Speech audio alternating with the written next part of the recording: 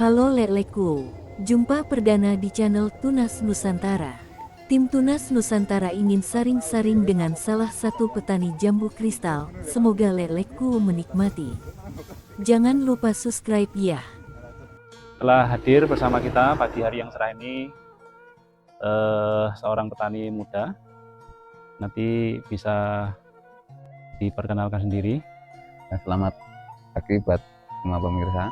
Perkenalkan, nama saya Heri dari Desa Bujang Agung, Kecamatan Bayan, Kabupaten Purworejo.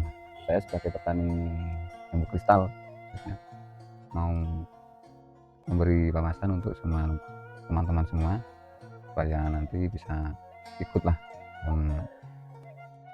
budidaya jambu kristal. Apa sebenarnya yang melatar belakangi mengapa Mas Heri memilih saat ini untuk bertani jambu kristal?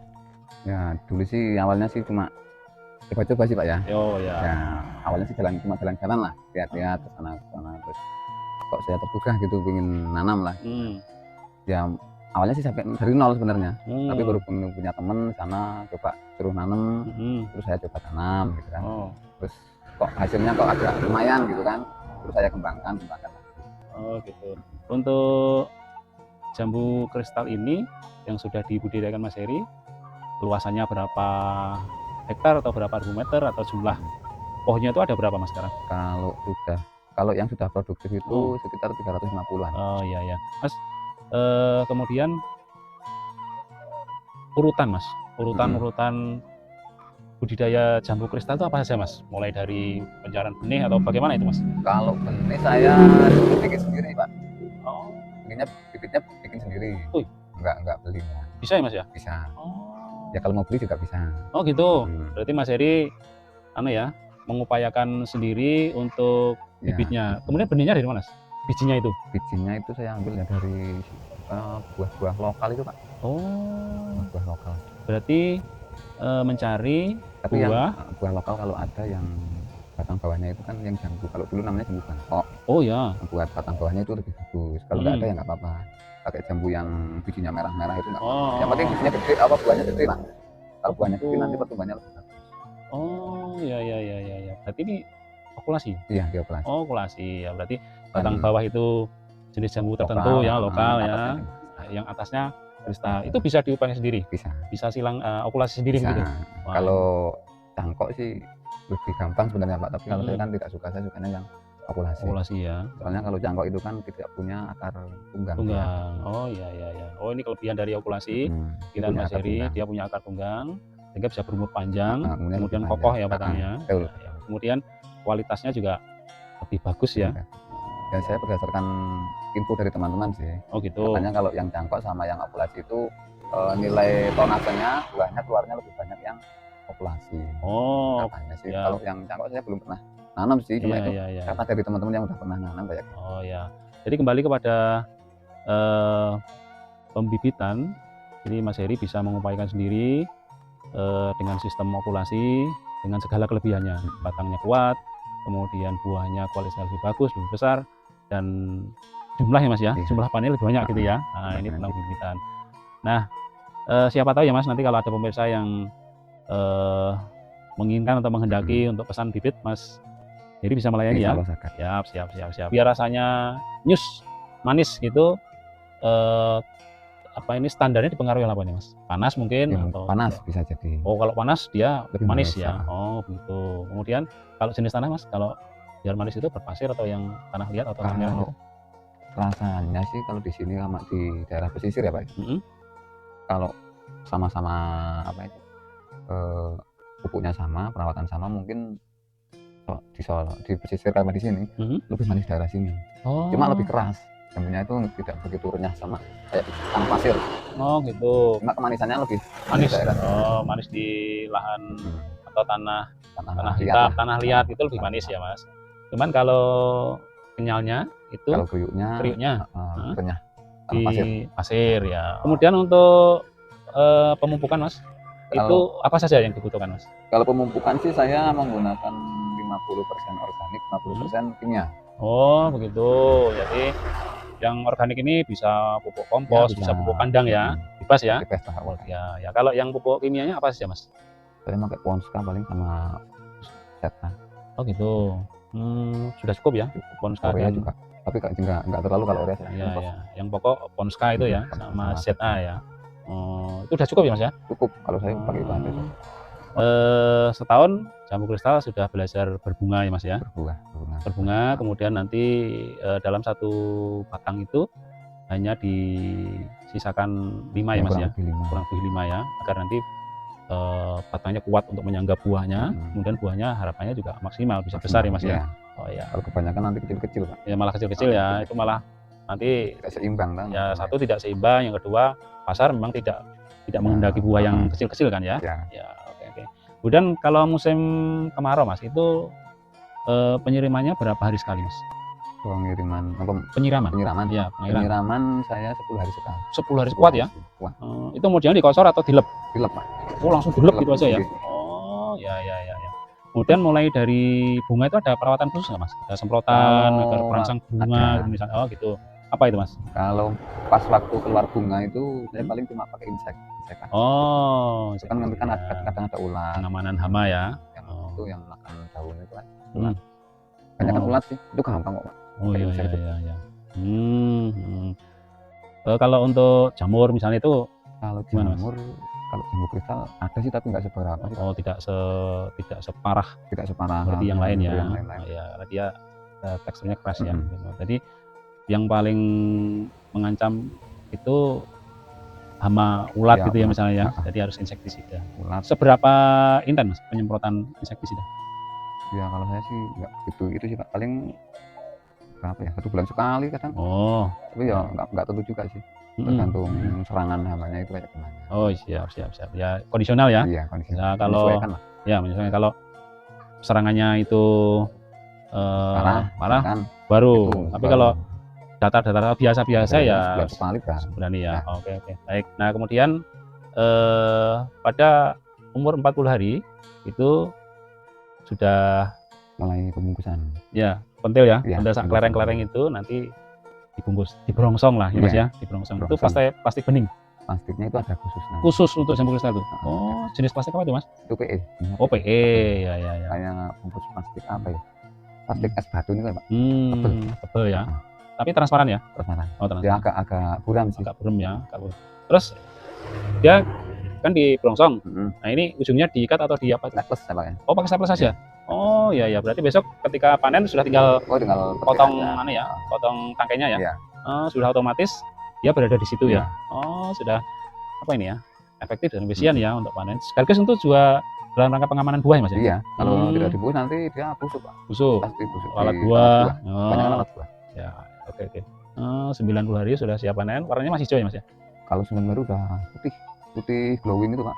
Kulitnya itu. Oh cirinya kalau sudah putih glowing gitu ya. Sudah siap dipanen berarti ya. Oke. Untuk satu batang, satu pohon ya, satu pohon jambu kristal itu bisa menghasilkan berapa kilo Mas? Kalau jumlahnya tadi kan hanya 5 ya. Nah itu berapa kilo rata-rata? Kalau buahnya gede itu 1 kilo rata-rata 2-3 Pak. 2. Yang ideal ya 3 lah. Kalau dibikin 2 itu terlalu gede. Berarti kalau 3 kurang lebih ya 1,5 kilo ya. Satu pohon ya. Satu pohon. Tapi itu bisa kalau 5 itu bisa kadang bisa 2 kilo. 2 kilo ya. 1,5 sampai 2 kilo dalam satu pohon jambu kristal. Itu di waktu mulai belajar. Panen perdana, panen pertama ya. Oke, ya.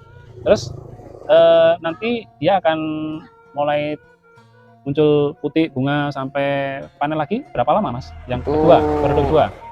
Itu kalau kita rajin pruning itu nanti begitu buah dibungkus nanti kan kuning. Nah, itu nanti dia keluar tunas lagi, bawa bunga lagi. Jadi susun terus ya.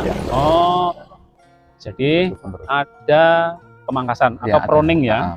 Yang di pruning apa itu Mas? Ya batangnya itu Pak. Batang tunas air lah kalau tunas airnya. Ya. Yang nanti kan ada itu begitu tunas kan bawa bunga. Nanti kalau udah dibungkus itu dipotong atasnya disisain ya sekitar 4 helai daun lah. Nah nanti kan tunas lagi. Dia akan muncul tunas dari ketiak daun dia. Itu kan tunas lagi nanti dia bawa bunga lagi. Terus begitu ya? Jadi tidak ada jeda di jambu kristal, hanya rajin pruning sehingga akan memunculkan tunas-tunas baru di ketiak-ketiak daun yang tersisa gitu ya Mas Iya. ya. Oh ya, jadi dia akan terus susul menyusul Iya. gitu ya. Urut lah, Terus turun ya. gitu. Dari yang tua, bunga, adiknya, Nah, terus begitu ya. nah, Oh iya iya. jadi satu batang itu kadang ada yang siap petik, ada yang mau dibungkus, ada yang keluar Oh bunga. begitu. Itu Ya, kalau ya, ya. rajin pruning. Rajin pruning. Ya, Syaratnya memang harus rajin itu. pruning ya. Kalau tidak dipruning ya nggak kayak gitu. Ya, jadi akan Sekali jeda bulan ya. mungkin jeda. Jeda Tunasnya itu kan delay. panjang. Ya, ya, jeda di kristal. Dan ini Mas, untuk penjualan nih, jadi jambu kristal ini kalau di daerah sini atau daerah-daerah lain itu apakah seperti apa nih Mas penjualannya Mas? Kalau saya pribadi sih Pak, saya kan punya pengepul. Oh ada pengepulnya. Ya, ya, Kalau ya. pengepul saya itu biasa diambil di orang patok Kebumen. Oh ya, Pengepulnya ya, sana. ya, ya. Pengepul di sana, pengepul besarnya ya. Pengepul besarnya Dia datang ke sini. datang ke sini. Oh, tapi yang merik Mas Heri. Ya kadang dia metik sendiri. Woi, tinggal Mas Heri duduk manis ngopi. Ya kadang. Ya saya kadang-kadang bantu sih. Cuma kan gitu. seringnya dia Ambil metik, sendiri ya. metik sendiri. Surat kangelan mana ya Mas ya? Ya, Yes, ya tinggal gitulah. terima duitnya ya. Masya Allah. Ya, ya, ya, ya. Jadi sudah tidak kesulitan untuk menjual Tidak. produksinya itu ya Mas ya. Nah kemudian nih Mas, harganya itu apakah stabil atau naik turun atau ada momen-momen tertentu, kalender tahunan ya istilahnya itu seperti apa nih Mas? Kalau sepengalaman saya sih kalau harga itu ya naik turun sih Pak. Tetap naik turun Naik ya. turun. Cuma itu harga biasanya gitu. Harga tertinggi di waktu musim kemarau. Oh, puncaknya ya. Harga. Karena mungkin tidak semua lahan petani bisa mengairi ya. Nah, itu kemungkinan kayak gitu. Nah, kalau beli Mas Heri bisa mengairi? Alhamdulillah kalau saya mau kemarau, mau musim hujan, Aman. saya usahakan lah. Aman ya? Aman. Nah, ini salah satu kewajiban petani ya. Jadi yang namanya perawatan itu mutlak agar bisa menghasilkan begitu. Jadi sebelum bertanam memilih satu jenis komoditi mesti dianalisa dulu apakah lahannya cocok atau enggak. Ya. Jangan asal-asalan lah. Asal atau ikut-ikutan ya, anut guyuk gitu ya. Kalau ikut-ikutan kita nggak tahu pasar, nggak tahu pasar, nggak tahu riwayat nanti kemarau bisa mengairi enggak. Bangkrut Pak nanti Pak. Ya. Bangkrut, Iya. terus mengeluh lagi Iya, ya. mengeluh lagi. Petani koyong ini gitu ya. Itu ujung-ujungnya malah gantung diri biasanya. Nah, ujung-ujungnya seperti itu. Nah, ternyata Mas Heri sudah punya analisa yang mendalam sebelum melakukan budidaya usaha tani itu. Tadi kira-kira pada saat musim kemarau itu bisa mengairi enggak? Karena puncak harga itu adalah di musim kemarau. Ya, ya. Ini sepertinya berlaku untuk tanaman apa saja ya Mas ya? Kayaknya sih. Iya kan? Nah, tapi menurut Mas Heri, jambu kristal ini gimana Mas? Prospek sih Pak. Prospek ya? Untung lah. Untung ya? Menguntungkan. Ya, ya. Walaupun misalkan suruh ngalkulasi satu pohonnya, saya belum pernah ya? Hitung-hitung sih. Baik. Ini nanti Tunas Nusantara akan mencoba untuk membuat analisa usaha. Nanti dibantu Mas Heri ya. Per pohon itu berapa biaya yang dibutuhkan. Kemudian panennya berapa. Nanti akan ketemu profitnya atau untung bersihnya gitu ya Mas ya. Nah, umur jambu kristal ini berapa lama Mas? Yang sudah produktif apa? Ya, selama dia berapa lama dia bisa berproduksi terus begitu Mas? Kalau itu yang saya pernah tanya-tanya sama teman yang udah lebih dulu gitu Mas. Ya. Itu bisa puluhan tahun Pak katanya. Oh. Bahkan ada yang di mirip teman saya itu ada yang di atas 10 tahun masih produksi ya. Kuncinya dirawat. Tapi ya 10 tahun ya. Berarti panjang umurnya. Tanam sekali, panen berkali-kali gitu ya Mas ya.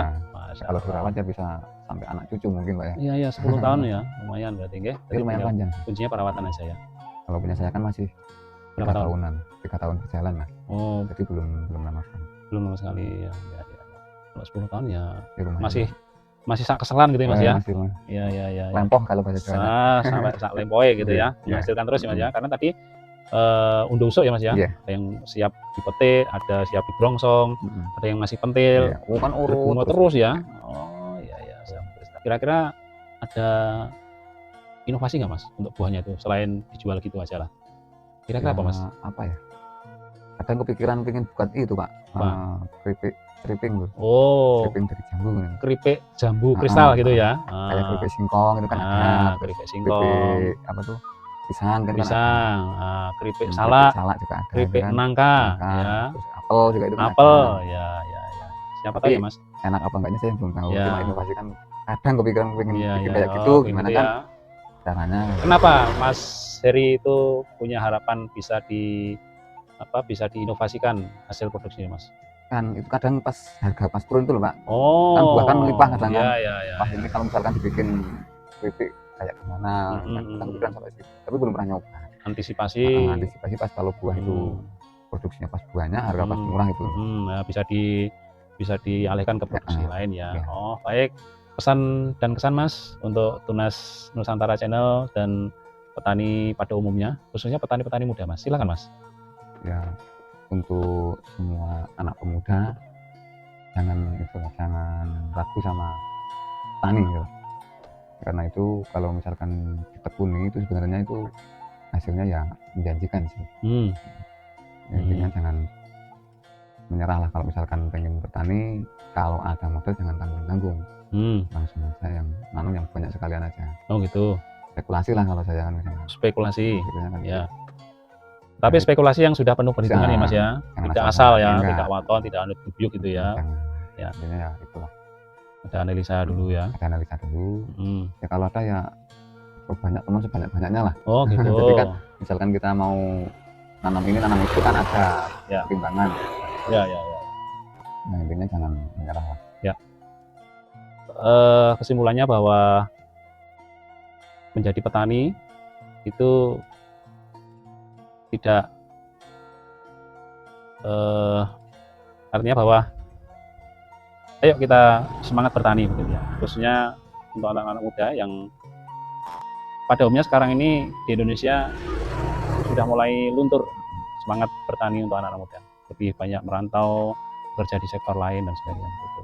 Padahal seperti yang sudah diungkapkan oleh Mas Heri tadi bahwa bertani itu menjanjikan.